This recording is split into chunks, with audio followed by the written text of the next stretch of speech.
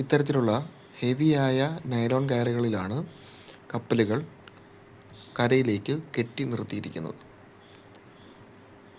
അതുപോലെ തന്നെ ഈ സൈഡിൽ ഇപ്പോൾ കണ്ട ചെറിയ കപ്പലുകളാണ്, കുഞ്ഞൻ കപ്പലുകളാണ്, അല്ലെങ്കിൽ കുഞ്ഞൻ ബോട്ടുകളാണ് ടഗ് ബോട്ടുകൾ ഈ കാണുന്നത്.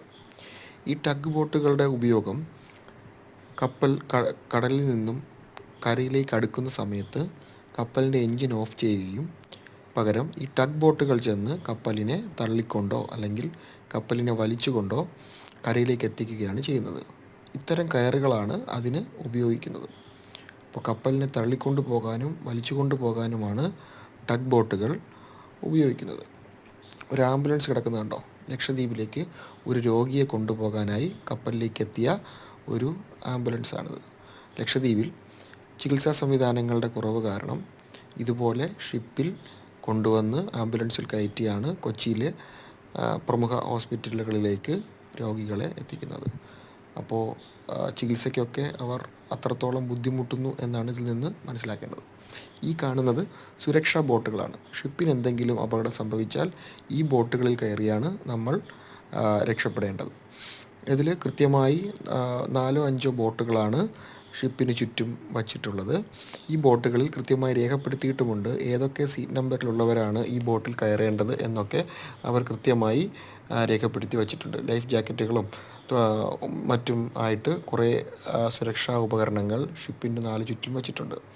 അതുപോലെ തന്നെ കൊച്ചിൻ ഷിപ്പ്യാർഡിൻ്റെ ഈ കാണുന്ന പൊളിഞ്ഞ ബിൽഡിങ് ഒരുപാട് സിനിമകളിൽ ഷൂട്ട് ചെയ്ത സ്ഥലമാണ്.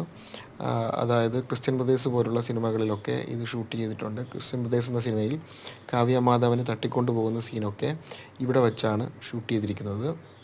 ഇതുപോലെ നിരവധി സിനിമകളുടെ ഭാഗമായ സ്ഥലമാണ് ഈ കൊച്ചിൻ ഷിപ്പ്യാർഡ്. അപ്പോൾ നമ്മളിപ്പോൾ തന്നെ യാത്ര തിരിക്കുകയാണ്. രാവിലെ കയറി ഷിപ്പിലിരുന്നതാണ്. ഏകദേശം ഉച്ച കഴിഞ്ഞു. വൈകുന്നേരത്തോടെയാണ് ഷിപ്പ് പോകുന്നത്. ഷിപ്പിൻ്റെ അടിഭാഗം നോക്കിക്കഴിഞ്ഞാൽ മൊത്തം തുരുമ്പാണ്.